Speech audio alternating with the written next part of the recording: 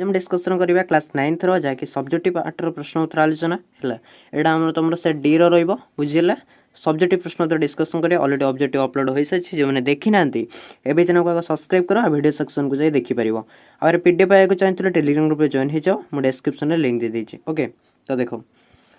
तो प्रथम प्रश्न कौन निम्न अनुच्छेद पठन कर प्रश्न गुड़िकर उत्तर लेख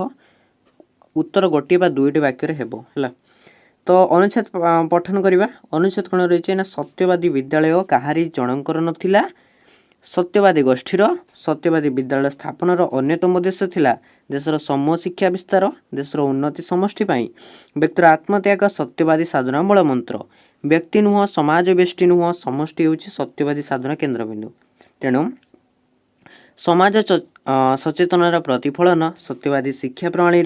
स्तरे स्तरे आविष्कार करि हुए बुझिला। नेक्स्ट रही कौन ना समसामयिक सामाजिक आंदोलन आलोड़न प्राणकेन्द्र थिला सत्यवादी विद्यालय पुणी शिक्षक नीलकंठेश्वर निश थिला तार प्रतीक तेणु समसामयिक सामाजिक आंदोलन निश आंदोलन नाम ख्यात पुरीर रक्षणशील षोल शासन मध्य थिला मध्य सत्यवादी विद्यालय रे प्रथम वन वैषम्य नीति उठी जाइथिला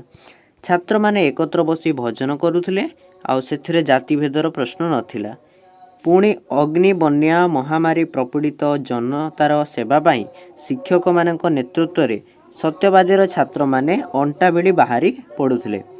समस्त प्रकार सामाजिक दुख दैन्य कर्म कलाहल विरोध संघात मध्य सत्यवादीर साधना सेवा संस्कार थिला ई साधना मूलमंत्र। तो प्रथम प्रश्न कौन ना सत्यवादी साधना मूलमंत्र कौन प्रथम प्रश्न जाक रही।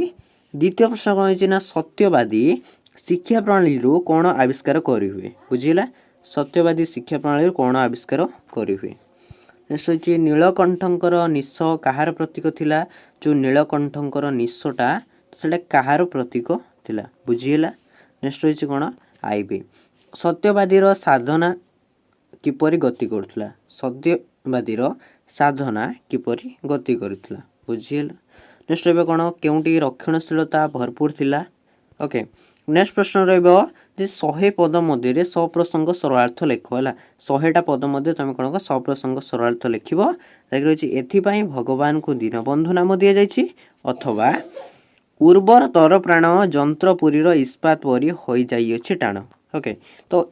तुम कौन कर एटा कर ना एटा कर बुझीगला। तो एथिरु गोटे कले तुमको मार्क मिल ओके आ स्पेस देइथिबो से स्पेस रे ही आंसर करिया को चेष्टा करिवो हैला आ खाताटी को भल भाव में पूर्ण करने को ट्राई करियो बुझीगला। नेक्स्ट देखो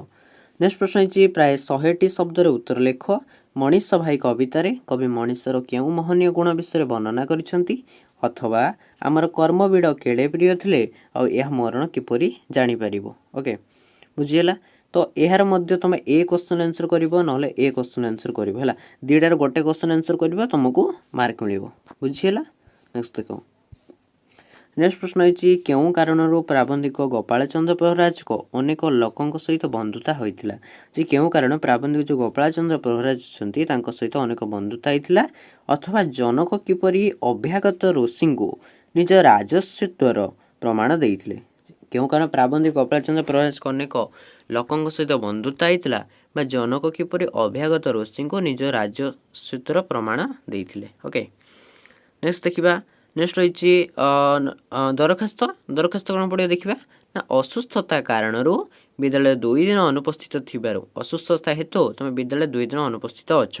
तो छुट्टी मंजूर पर प्रधान शिक्षक निकट को दरखास्त लेख किंबा निज नाम जमा खाता खोलने को अनुरोध कर बैंक मुख्य परिचालक को दरखास्त लेख बुझीगला। आइदर तुम ए क्वेश्चन कर ना ए क्वेश्चन कर जो क्वेश्चन गले तुमको मार्क पाइब है आ सब ट्राए कर खाताटी को फुलफिल करें ओके आ भल से गोल गोल लिख। तो ये आपको जाकि सब्जेक्टिव प्रश्नपत्र है जैकि आपको एग्जाम खाली बहुत मात्रा आसो तो समस्त आगे चैनल को सब्सक्राइब करो आ पाखे बेल आइकन को क्लिक कर ऑल सेलेक्ट करो है टेलीग्राम ग्रुप में जॉइन होना टेलीग्राम ग्रुप में जॉइन हो जाओ मुझे डिस्क्रिप्शन में लिंक दे दूँगी ओके आउ भिडियो टी एड रखा ओके ताको समस्त चैनल को सब्सक्राइब करूँ आ भिडियो सांग साथी मानक शेयर कर दिखाँ जहाँकि से भिडियोटीर लाभ उठाई पारे। Thank you.